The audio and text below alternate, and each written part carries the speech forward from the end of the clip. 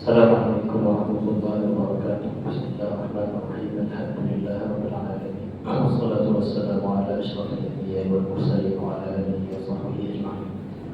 Rabbi shrah li sadri wa yassir li amri wa hlul 'uqdatam min lisani yafqahu qawli. Allahumma iftah 'alaina hikmataka wa anshur 'alaina min khaza'in rahmatika ya arhamar rahimin. Baik, insyaallah kita sambung pada pengajian hadis yang ke-20. Hadis bab keutamaan malu daripada Abi Mas'ud Uqbah bin Amr al-Ansari al-Badri radhiyallahu anhu, beliau berkata Rasulullah sallallahu alaihi wasallam bersabda, "Inna mimma adraka an-nasu min kalami an-nubuwwati al-ula idza lam tastahi fasna' ma syi'ta." Maksudnya bahawa di antara yang didapati oleh manusia daripada perkataan Nabi yang terdahulu ialah jika engkau tidak malu, buatlah apa yang engkau suka. Hadis riwayat Bukhari. Biografi rawi hadis ini Abu Mas'ud. Nama beliau adalah Uqbah bin Amr bin Sa'labah ibn Sirah ibn Atiyah ibn Qudrah ibn Auf ibn al-Harith al-Khazraji al-Ansari al-Badri. Kunyahnya ialah Abu Mas'ud al-Ansari radhiyallahu anhu. Ulama khilaf adakah beliau menyertai peperangan Badar, kerana pada laqabnya ada Al-Badri. Kebanyakan ulama menyatakan beliau menyertai peperangan Badar, dan inilah yang disahihkan oleh Imam Al-Bukhari di dalam sahihnya berdasarkan hadis Urwah bin Zubair daripada Abi Mas'ud bin Bashir. Dan ini juga merupakan pendapat ahli Kufah sebagaimana kata Tabarani. Selain itu ada yang berpendapat bahawa beliau tetap di Badar, maka sebab itu disebabkan Al-Badri kepada ini peperangan. Beliau menyertai peperangan Uhud dan peperangan selepas daripada itu, dan beliau menetap di Kufah, dan beliau juga turut serta dalam peristiwa Bai'atul Aqabah yang kedua, dan beliau termasuk antara orang yang paling muda usia, dan pernah dilantik menjadi gubernur dan pernah menggantikan kedudukan Ali radhiyallahu anhu di Kufah ketika Ali radhiyallahu anhu keluar ke Siffin. Dan selain itu beliau meriwayatkan 102 hadis daripada Nabi sallallahu alaihi wasallam. Dikatakan beliau wafat pada tahun 40 Hijrah seperti mana yang disebutkan oleh Al-Madani. Nabi Al-Hafiz Ibn Hajar Al-Asqalani menyebut bahawa beliau meninggal selepas daripada itu, kerana beliau sempat hidup ketika zaman Al-Mughirah menjadi gubernur Kufah, dan hal itu berlaku selepas 40 tahun Hijrah. Jadi ada khilaf pada tahun bila dia mati. Dan juga ulama berbeza dalam menentukan tempat wafat beliau. Ada yang mengatakan bahawa beliau meninggal di Kufah, dan ada yang mengatakan wafat di Madinah. Hadis yang kita bincangkan ada disebutkan tentang malu. Malu bererti menghindarkan diri daripada melakukan perbuatan tercela, enggan melakukan sesuatu atau enggan meninggalkannya kerana takut mendapat celaan. Jika ini tak pengertian malu, maka seruan kepada berakhlak dan beriltizam dengannya merupakan seruan kepada mencegah daripada semua bentuk maksiat dan keburukan. Kita rasa malu untuk buat perkara yang Allah tak bagi, yang tercela. Dan sifat malu adalah di antara sifat terpuji yang sangat diperlukan oleh manusia, kerana ketiadaan sifat ini menyebabkan manusia berada dalam kekurangan dan keaiban. Dan sifat ini sebahagian daripada kesempurnaan iman. Al-Imam An-Nawawi berkata di atas hadis inilah hukum hakam Islam dan tujuh ajarnya berkisar. Islam mementingkan perkara seperti ini. Walaupun kita orang yang baik melakukan banyak ibadah, kita kena rasa malu, bukan rasa ujub dan riak. Maksudnya ialah semua perkara yang diperintahkan sama ada wajib atau sunat, dia hendaklah merasa malu untuk meninggalkannya. Kalau dah buat perkara yang Allah suruh, malu untuk tinggalkan perkara itu, maka dia kena istiqamah. Kalau dia berterusan melakukan perkara-perkara yang buruk, maka dia kena malu bahawa dia jauh daripada Allah dan hidayah Allah Subhanahu wa taala. Hadis Nabawi mengajar kepada hadis ini. Pertama, Imam Ibnu Daqiq Al-Aid ketika menafsirkan kalimah kenabian pertama berkata, maksudnya bahawa rasa malu selalu terpuji dan dipandang baik. Perbuatan rasa malu bukan saja-saja kita ni memalukan diri sendiri, tapi malu terhadap sesuatu keadaan ini perbuatan yang baik, dipandang baik, selalu diperintahkan oleh setiap Nabi dan tidak pernah dihapuskan dari syariat para Nabi sejak dahulu lagi. Dan ini juga pendapat Al-Khattabi dalam Ma'alim Sunnah. Jadi kena praktikan rasa malu. Maksud daripada kalam nubuwah ialah di antara perkataan ialah perkara yang disepakati oleh para Nabi dan perkara yang diperintahkan oleh mereka tanpa dinasahkan. Malu sentiasa dititik beratkan oleh para Nabi. Menyandarkan perkataan kepada perkataan nubuwah adalah pertujuan memberitahu bahawa malu itu adalah sebahagian daripada masalah nubuwah yang sudah disepakati. Dan pesanan ini mengandung dua maksud, iaitu sekiranya engkau tidak malu melakukan perkara yang memalukan, lakukanlah apa yang engkau suka. Maka ini sedang berlaku pada akhir zaman.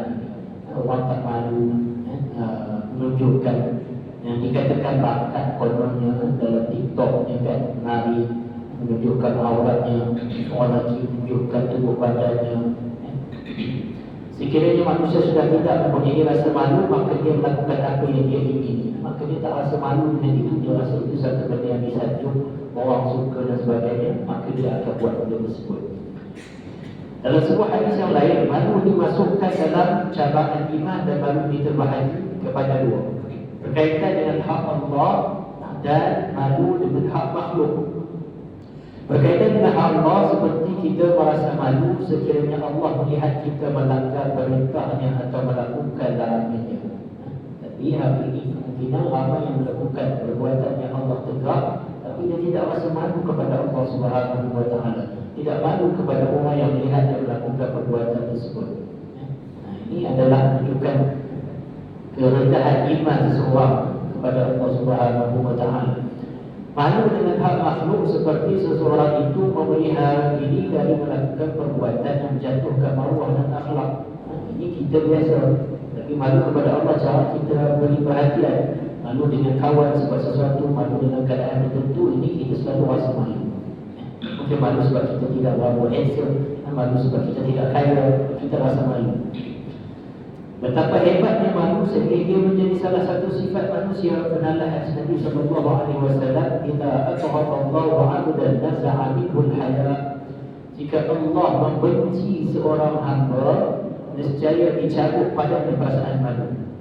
Jadi kalau kita rasa kita ni ada kurang malu, ini ditakuti bahawa Allah benci kepada kita. Hadis riwayat Imam Al-Baihaqi dalam Syu'abul Iman. Kita kena rasa. Kita masih seronok untuk menunjukkan kita pandai menari ke, buat benda-benda lawa kepada awam, kepada umum, tunjuk dalam internet dan sebagainya. Maka mungkin termasuk dalam hadis ini, iaitu Allah benci kepada kita. Allah cabut rasa malu daripada diri kita.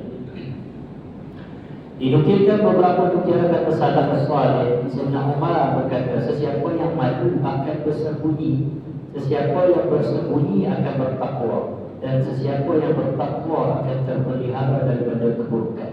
Jadi kalau kita rasa malu, kita akan lari daripada manusia. Tak tunjuk benda-benda takut, kita akan rasa malu dengan manusia sekalipun, apalagi kepada Allah Subhanahu wa taala.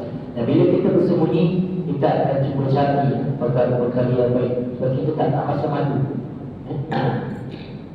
Maka akan menjadikan kita orang yang bertakwa, dekatkan diri kepada Allah. dan orang yang bertakwa akan terpelihara daripada keburukan.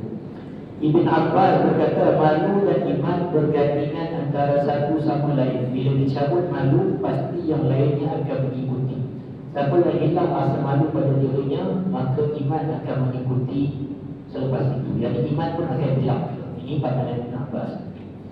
Salman Al-Farisi berkata, sesungguhnya Allah jika mahu membinasakan seorang hamba, nescaya dicabut daripadanya perasaan malu. Sama macam hadis ini. Kalau Allah nak musnahkan seseorang, Allah rosakkan dia, Allah cabut rasa malu pada dia dan dia akan buat benda-benda yang tidak baik.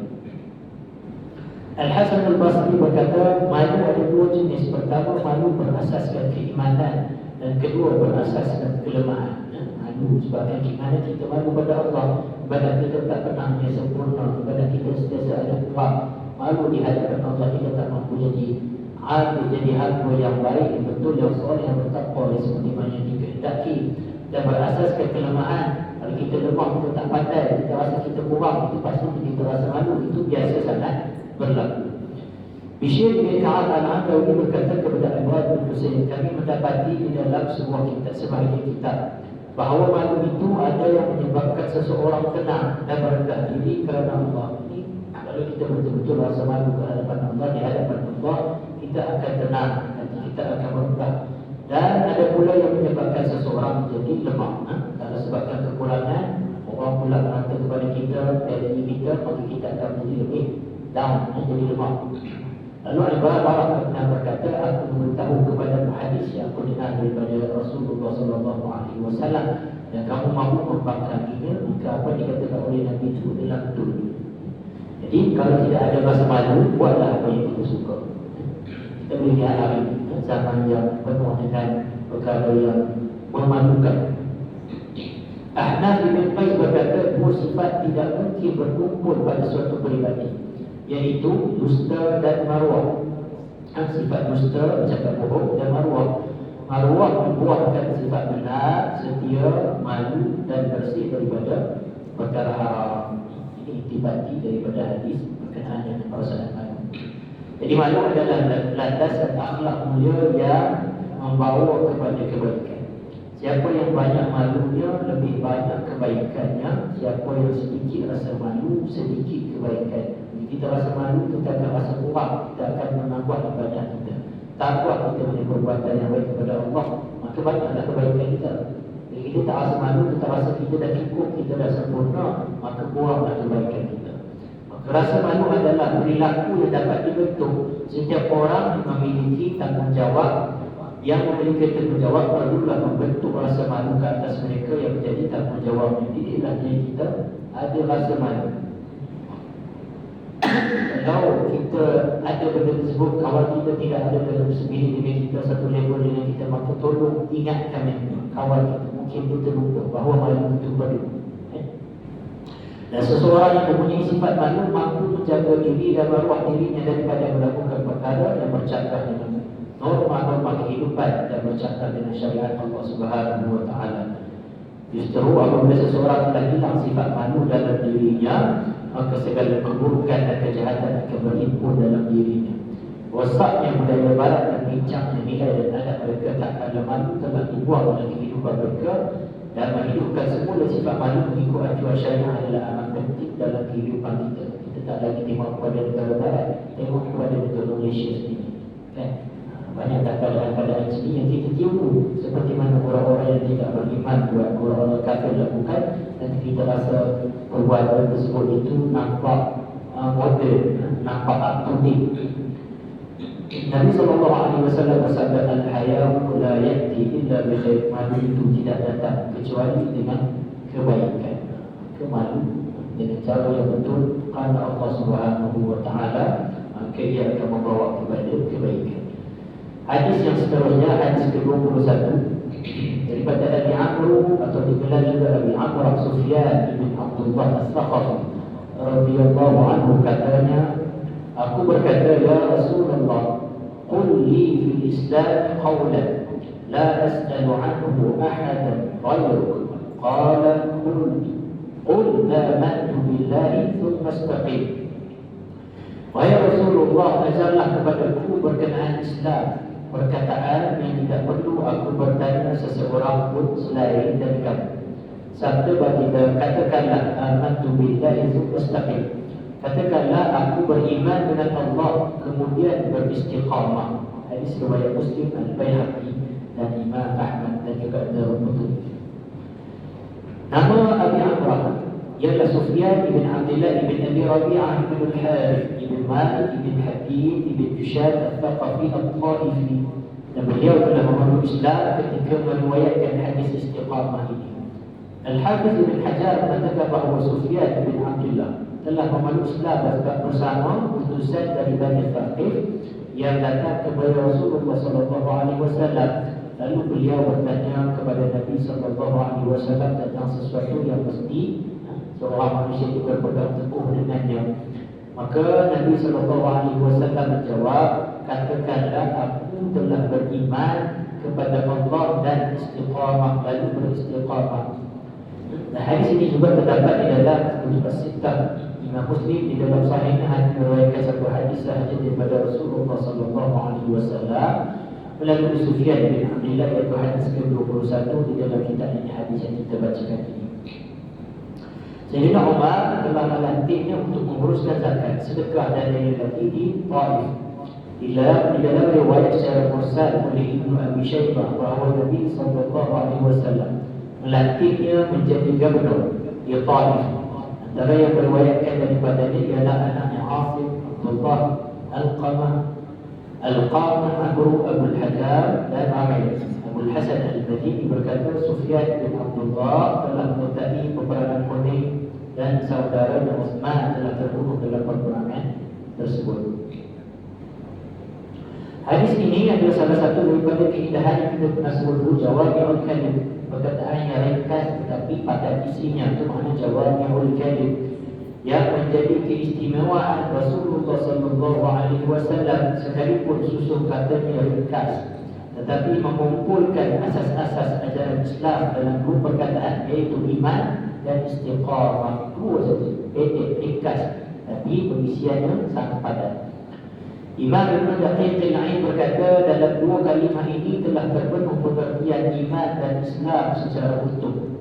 Beliau menyuruh orang tersebut untuk selalu memperbaharui imannya dengan ucapan lisan dan mengingati di dalam hatinya, serta menyuruh secara teguh melaksanakan amal yang soleh dan menjauhi dosa. Ini beriman dan istiqamah, kekal berterusan melakukan perkara-perkara yang dilakukan, perkara kebaikan, ibadah dan sebagainya. Itu makna istiqamah, makna melakukan amal yang soleh dan menjauhi dosa, perkara-perkara yang dosa. Hal ini kerana seseorang tidak dikatakan istiqamah jika ia menyimpang walaupun hanya sebentar. Benda yang buat sikit tak bagi istiqamah. Istiqamah mesti berterusan, lama. Hadiyun Nabawi,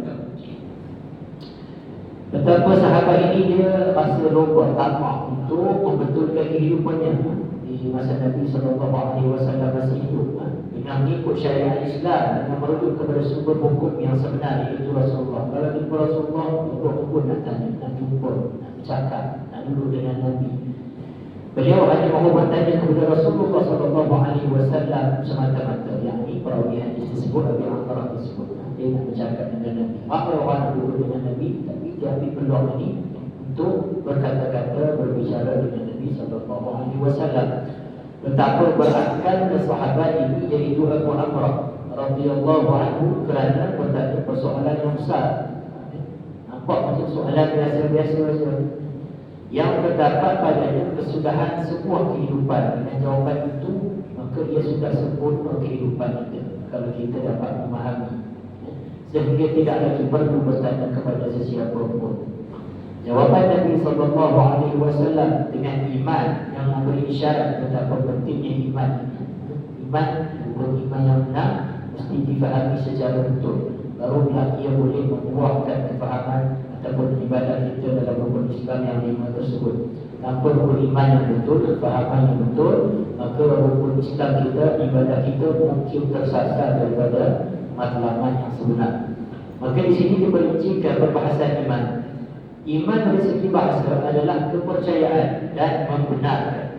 Kata Ibn Mandur di dalam kitab Lisan al-Arab, para ulama bahasa Arab dan yang lainnya telah sepakat menyatakan bahawa pengertian iman adalah percaya dan membenarkannya dengan tasdiq. Hal ini berdasarkan firman Allah Subhanahu wa taala, "Wa ma anta bimu'minin lana walau kunna shadiqin." Dan kamu sekali-kali tidak akan percaya kepada kami sekalipun kami adalah orang-orang yang benar. Ini makna tasdiq, membenarkan. Syekh Sya'rawi berkata, katanya huruf ba selepas iman. Kalau ada dalam Quran kata amanna bi, bila apa-apa amanna, kemudian datang selepas huruf ba. Selepas iman memberi maksud membenar dan beriktiqad. Itu maknanya kalau penggunaan kalimah macam itu. Sedangkan datangnya la selepas iman macam ayat tadi, itu minin lana. Wa ma anta bimu'minin lana. Jadi kalau ada lam selepas iman itu memberi makna membenarkan apa yang baik sahaja. Itu pandangan Syekh Sya'rawi dalam tafsir Sya'rawi. Sementara iman dari segi istilah syarak pula adalah percaya dan membenarkan segala yang dibawa oleh Nabi Muhammad SAW, tentang segala ajaran agama yang mudah diketahui atau seumpamanya dengan dalil-dalil yang meyakinkan. Maka apa saja yang dibawa oleh Nabi, apa yang kita baca daripada Al-Quran, apa yang kita dengar daripada hadis, kita kena percaya, beriman dan membenarkan segala-galanya. Kalau ada persoalan, maka kena bertanyakan kepada orang yang tahu supaya hilang keraguan tersebut. Barulah boleh ada perkara yang dinamakan iman. Selagi ada keraguan, maka kita belum beriman. Bila ada keyakinan kepada perkara-perkara yang ada keraguan padanya, barulah dia dipanggil iman. Kerana iman bermakna percaya dan membenarkan. Membenarkan segala apa yang Nabi sampaikan melalui wahyu, kitab dan sunnah. Tidak ada lagi persoalan kenapa dia mesti macam ni. Tak boleh ke ada beransur. Kalau setelah ada hukum-hukum daripada Nabi wahyu Allah Subhanahu wa taala, maka kita tidak boleh lagi persoalkan keadaan tersebut. Kerana telah datang pada kita dalil-dalil yang meyakinkan. Nabi Muhammad SAW mentafsirkan pengertian iman di dalam hadis yang panjang yang telah diriwayatkan oleh Umar bin Khattab. Ini hadis Jibril yang kita pernah sebut. Ketika disoal oleh malaikat Jibril alaihissalam dalam riwayat Muslim, yang bermaksud Jibril berkata, beritahulah padaku pengertian iman. Baginda Nabi SAW menjawab bahawa kamu beriman kepada Allah, malaikat-malaikatnya, kitab-kitabnya, rasul-rasulnya, hari kiamat serta qada dan qadar sama ada baik ataupun buruk. Hadis riwayat Muslim. Maka kalaulah tidak kerana iman kepada Allah Subhanahu wa taala yang terpahat kuat di hati para sahabat, ditambah pula tunduk dan yakin kepadanya, nescaya kalimat-kalimat Al-Quran ini akan lenyap bagai ditiup angin tanpa meninggalkan sebarang kesan di dalam jiwa dan pemikiran mereka. Ini berlaku di zaman kita. Kerana kita tidak beriman kepada Allah Subhanahu wa taala dengan sebenar-benar iman, tidak lekat di hati kita, dan kita tidak tunduk dan patuh pada perintah Allah Subhanahu wa taala dengan sebenar-benar patuh, maka apa yang datang daripada Quran hari ini pasti akan hilang kalau kita tak beriman.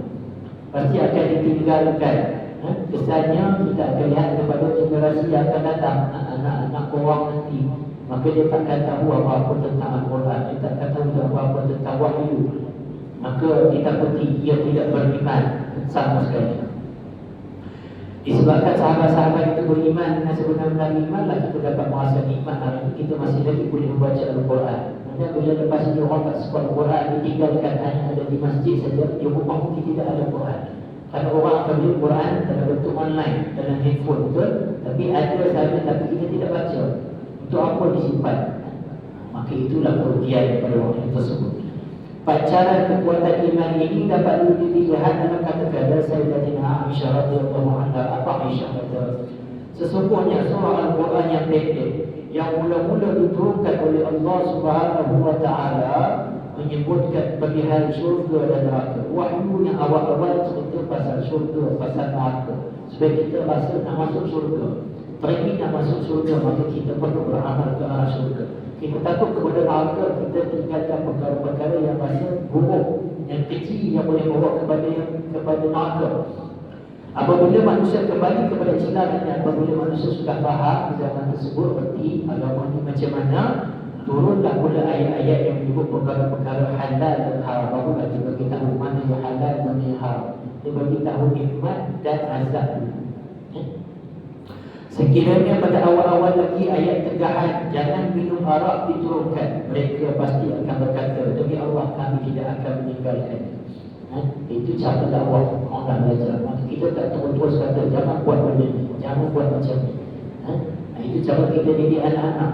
Daripada kecil kita tak kata, memang kita sekalipun kan, kita jangan terus sebut jangan buat benda macam ni. Nanti kita bagi gambaran dulu, kebaikan dulu, cerita pasal syurga neraka, nikmat dulu, azab dia macam mana, kenapa Tuhan buat kedua ni.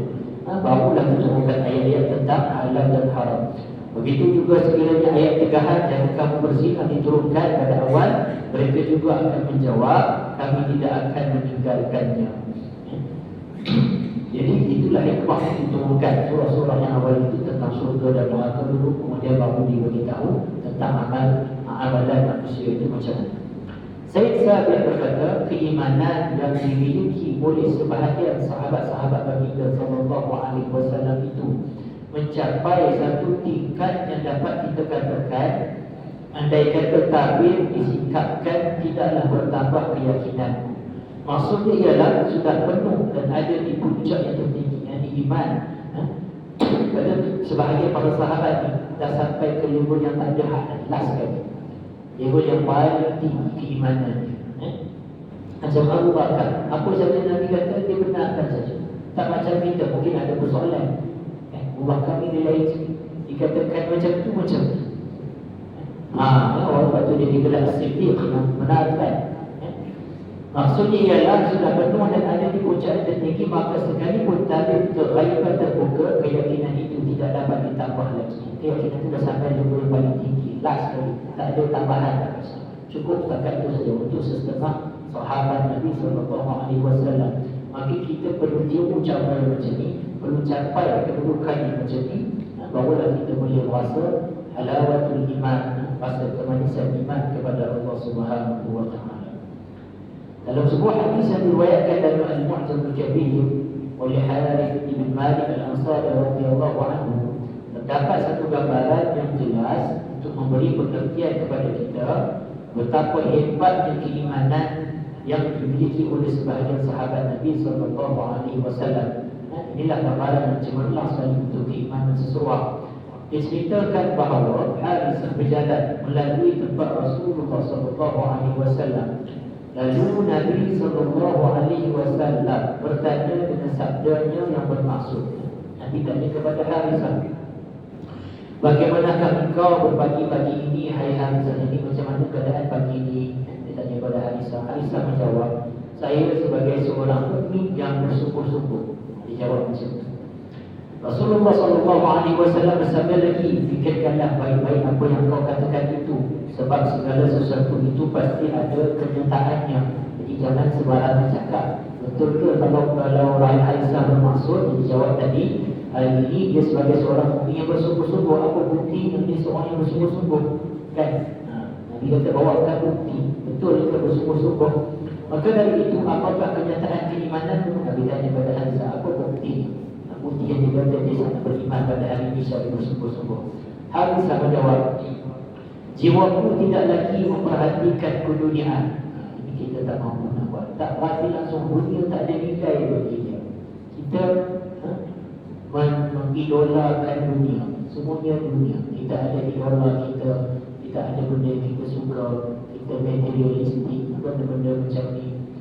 Kita tak mampu mencapai macam sahabat Nabi SAW. Kata jiwaku tidak lagi memperhatikan keduniaan. Waktu malam saya berjaga dan waktu siangnya saya haus. Artinya malam dia bangun untuk solat dan siang dia berpuasa. Hebatnya ikatan iman seorang sahabat. Seolah-olah saya melihat arash Tuhanku yang nampak jelas. Seolah-olah saya melihat para ahli neraka satu berteriak di dalamnya sampai ke tahap tersebut. Buatkan kita rasa terganggu langsung dengan dunia. Kita harus macam-macam diganggu dengan manusianya, dengan kebendaannya, keduniaannya, hartanya. semua terganggu. Maka Rasulullah SAW bersabda, engkau sudah benar-benar mengerti itu, wahai Harisah. Kalau begitu tetapkanlah, yakni istiqamah dalam apa yang dia lakukan. Maka untuk istiqamah itu perlu kepada kekuatan. Ya? Hari ini kita boleh katakan kita bagus, alhamdulillah, tapi untuk istiqamah setiap hari sehingga kita menemui Allah Subhanahu Wa Taala bukanlah perkara yang mudah. Moga Allah bagi kita kekuatan untuk istiqamah sehingga kita balik kepada Allah, insya-Allah. Hadis riwayat At-Tabarani dalam Mu'jamul Kabir. Dinyatakan di sini pendapat ulama tentang istiqamah. Abu Qasim Al-Qushairi berkata, istiqamah adalah tingkatan yang menjadi pelengkap dan penyempurna segala urusan. Lantaran istiqamah, segala kebaikan dan peraturan dapat diwujudkan. Ini tingkatan yang buatkan kita mata kita baik, kita buat benda yang baik, buktinya kita buat benda baik, tapi berterusan ataupun tidak. Ini bila orang tengok kita, orang kata dia ni memang baik, kerana dia istiqamah dalam perbuatan dia tanpa meninggalkan keadaan tersebut. Al-Wasiti berkata, istiqamah adalah sifat yang menyempurnakan segala kebaikan. Kebaikan yang kita lakukan tidak akan sempurna melainkan istiqamah ada pada kebaikan tersebut. Jadi kena selalu buat, bukan hanya sekali bersedekah, sedekah sekali 100 ringgit, kemudian tak buat-buat tak lepas tahun, bukan. Bersedekahlah walaupun sedikit, RM1 ke 50 sen yang kita boleh buat, tapi kita istiqamah, maka itulah kesempurnaan kepada ibadah yang kita buat ataupun kebaikan yang kita cuba lakukan. Ibn Rajab Al-Hambali berkata, istiqamah ialah menempuh jalan yang lurus, iaitu agama yang lurus, tidak ke kiri dan tidak ke kanan, terhimpun di dalamnya segala ketaatan zahir dan batin, serta meninggalkan segala larangan. Dengan demikian wasiat ini mencakupi segala kebaikan. Maka tidak ada goyang di situ. Dia tetap istiqamah, jalan yang lurus, berterusan pada jalan yang telah ditetapkan oleh Allah berpandukan kepada wahyunya. Syekh Muhammad Shalih Al-Utsaimin dalam Syarh Riyadhus Shalihin berkata, istiqamah ialah seseorang itu sabit mengikut syariat Allah Subhanahu Wa Taala sebagaimana suruhan Allah dan didahuluinya dengan ikhlas kepada Allah Subhanahu Wa Taala. Yang istiqamah dalam satu perbuatan mesti ada ikhlas padanya, bukan dengan sebuah ujung nak tunjuk kepada orang lain. Kita wajib buat satu-satu benda. Ada juga orang buat benda tersebut, dia wajib buat, tak pernah tinggal pun sepanjang tahun contohnya, tapi tidak ada keikhlasan padanya. Walaupun disuruh beristiqamah mengikut kadar kemampuan, tetapi mestilah berusaha supaya ia membetulkan dengan kebenaran. Istiqamah setakat kita mampu, istiqamah yang kita setakat kita boleh. Mungkin kita ada kekatan sebagai student nak study dan sebagainya benda-benda lain, tapi kita buat selagi daya, selagi kita mampu. Maka berterusan walaupun sedikit, dan pastikan istiqamah kita itu ada ikhlas padanya. Ikhlas pada Allah Subhanahu Wa Taala, bukan sebab lain. Firman Allah Subhanahu Wa Taala, fastaqim kama umirt wa man taba ma'aka wa la tatghaw innahu bima ta'maluna basir. Maksudnya oleh itu hendaklah engkau wahai Muhammad sentiasa tetap teguh di atas jalan yang betul, sebagaimana yang diperintahkan kepadamu, dan hendaklah orang-orang yang rujuk kembali kepada kebenaran mengikutmu berbuat demikian. Dan janganlah kamu melampaui batas hukum-hukum Allah, sesungguhnya Allah Maha melihat akan apa yang kamu kerjakan. Surah Hud ayat 112. Ibnu Abbas radhiyallahu anhu berkata, tidak diturunkan kepada Rasulullah SAW pada keseluruhan Al-Quran atau satu ayat yang lebih dahsyat dan lebih susah kepadanya daripada ayat ini. Bagi Nabi ayat ini sangat berat.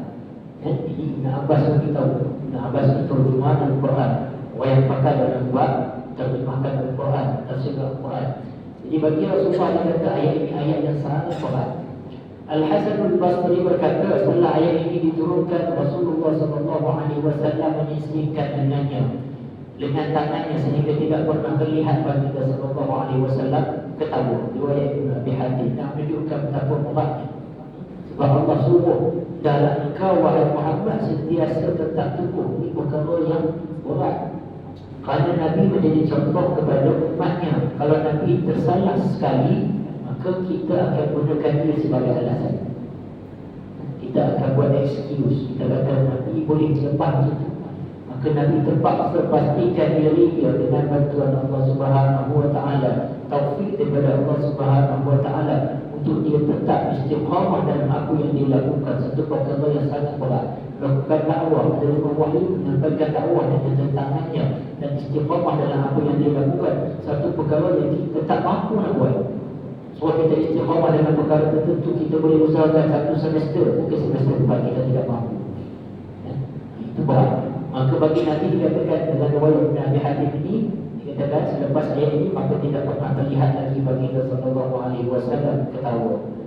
Maka dia takut. Ini peringatan daripada Allah Subhanahu Wa Taala kepada Nabi, dan kata wa man taba ma'aka, dan orang yang kembali kepada orang yang bertaubat kepada Allah. Jadi siapa yang ikut cara Nabi, maka dia kena istiqamah, kena paksa diri dia untuk faham dan istiqamah, beriman dan beristiqamah kepada Allah Subhanahu Wa Taala.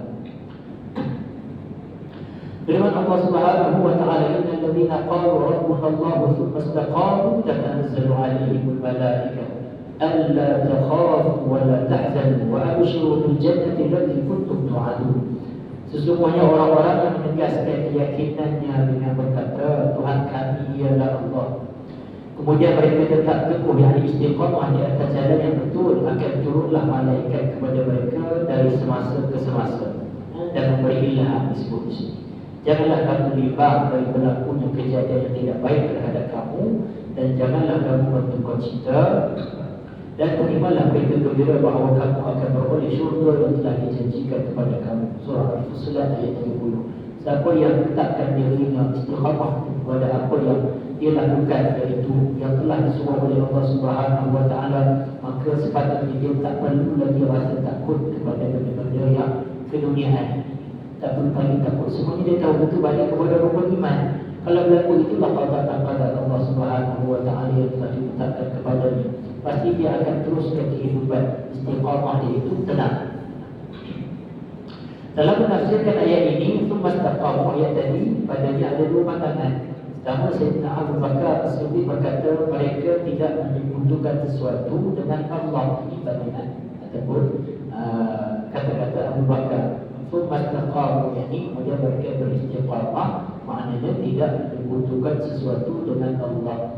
Sayyidina Umar Al-Khattab berkata, makna thumma istaqamu, ini mereka tetap beristiqamah di atas ketaatan kepada Allah, tidak ke kiri dan ke kanan seperti Musa. Ini dia tak tetap pada pendirian dia. Kadang ada boleh berubah kanan kiri, kan? Ada masa macam ni, ada masa semangat ada ni. Macam kita lah diuji. Bila Ramadan, Alhamdulillah, lepas Ramadan kita ubah kita punya amalan ibadah kita, maka kita kena perbaiki diri kita. Dan hadis ini juga menggesa supaya segala kebaikan atau amalan termasuk pekerjaan dan perkhidmatan yang dilakukan hendaklah dalam istiqamah dengan meninggalkan segala sifat-sifat mazmumah seperti malas, putus asa, semangat yang seketika dan mudah luntur kerana ia boleh menafikan maksud dan makna istiqamah. Kita buat istiqamah sepanjang Ramadan sebelum ini, maka bila masuk Syawal istiqamahnya hilang.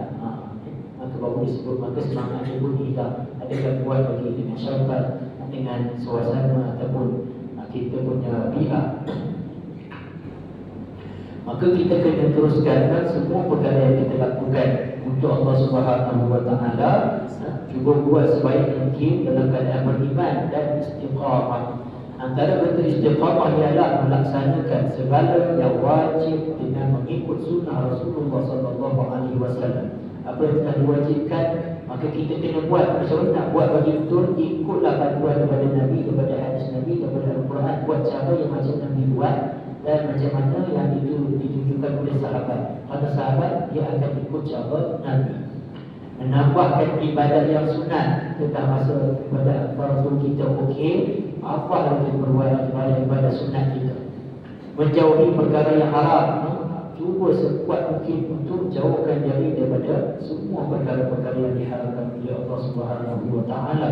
Melakukan tugas yang diamanahkan dengan berterusan dan konsisten. Ini amanah. Buat cara betul, bukan buat dan ada mengelak ke mana-mana, bukan. Dan dinukilkan sebuah hadis sebagai renungan daripada Anas bin Malik bahawa Rasulullah sallallahu alaihi wasallam bersabda, "La yastaqimu imanu 'abdin hatta yastaqima qalbuhu, wa la yastaqimu qalbuhu hatta yastaqima lisanuhu." Ini kaidah yang penting. Apa maksudnya? Tidak lurus dan tetap iman seorang hamba sehingga lurus dan tetap hatinya. Iman seseorang takkan betul sehingga hatinya betul. Ini kaedah. Dan hatinya tidak lurus dan tetap sehingga lurus dan tetap lidahnya. Jaga lidahnya, tuturkan perkara yang sebetulnya. Kalau lidah cakap perkara yang baik, maka hati akan mungkin, maka akan berhasil perkara-perkara yang dan terhasilnya iman yang betul dan ada istiqamah di situ. Hadis riwayat Imam Ahmad dalam Musnad dan Al-Baihaqi.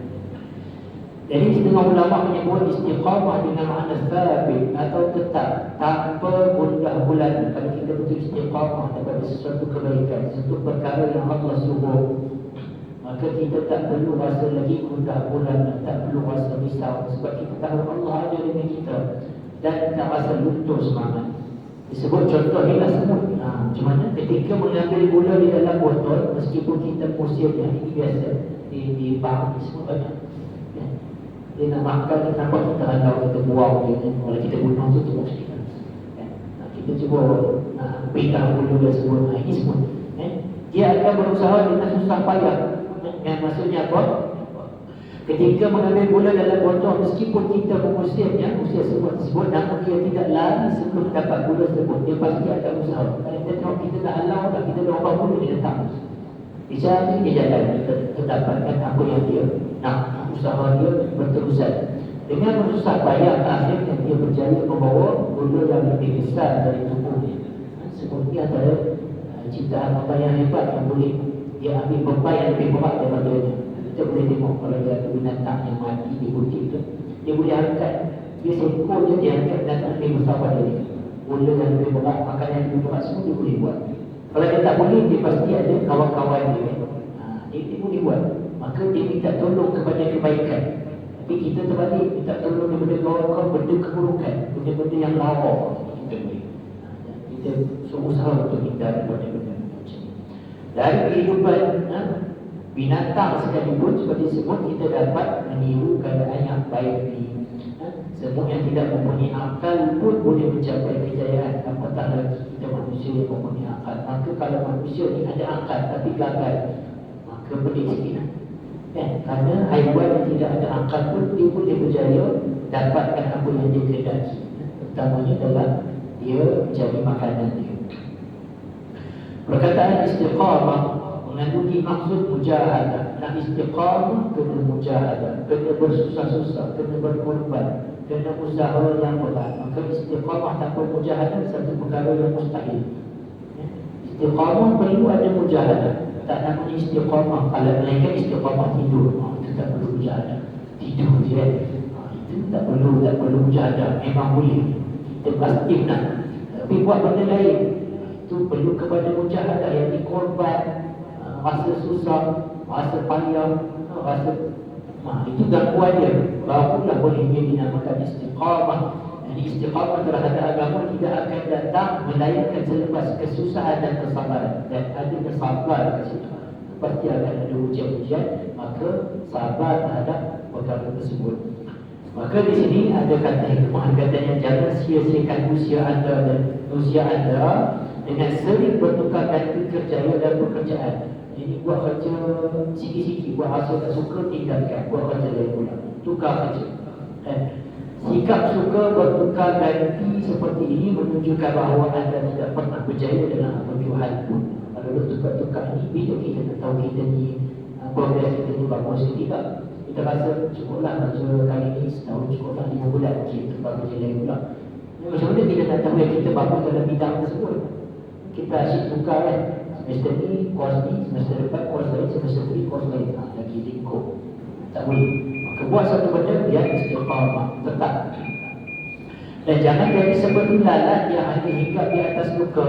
Jangan mempermainkan kehormatan orang lain dan memperpetak-petakkan aib mereka dan merasa senang bahkan menginginkan kejatuhan mereka. Ini sifat yang perlu kita jauhkan. Maka setengah ulama berkata mereka beristiqamah pada perkataan sebagaimana mereka beristiqamah pada perbuatan. Perbuatan beristiqamah dalam perbuatan kita, maka istiqamah juga dalam perkataan kita.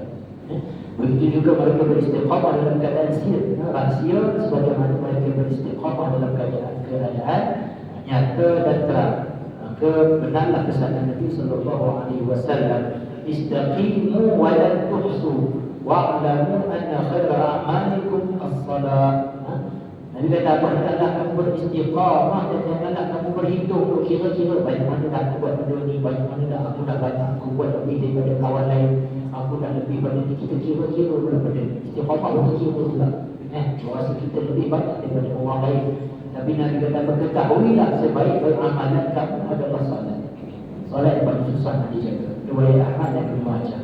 Maka seorang ulama itu Hasan al-Basri apabila membaca ayat berkenaan dengan istiqamah akan membaca doa Allahumma anta rabbuna farzuqna al-istiqamah. Doa itu tak tahu bahasa Arab pun, doa bahasa Melayu pun tak bisa. Jadi Allahumma anta rabbuna farzuqna al-istiqamah. Jadi ya Allah, Engkau lah Tuhan kami, maka kurniakanlah kami dengan istiqamah. Maka kita mohon kepada Allah Subhanahu wa taala bagi kita keimanan yang tinggi dan kemampuan untuk istiqamah dalam jalannya, dan insya-Allah kita akan balik kepada Allah dalam keadaan yang terbaik. Subhanallah wa bihamdihi asyhadu an la ilaha illa anta astaghfiruka wa atubu ilaik. Sallallahu alaihi wasallam wa ala alihi wa sahbihi wasallam. Alhamdulillahirabbil alamin. Assalamualaikum warahmatullahi wabarakatuh.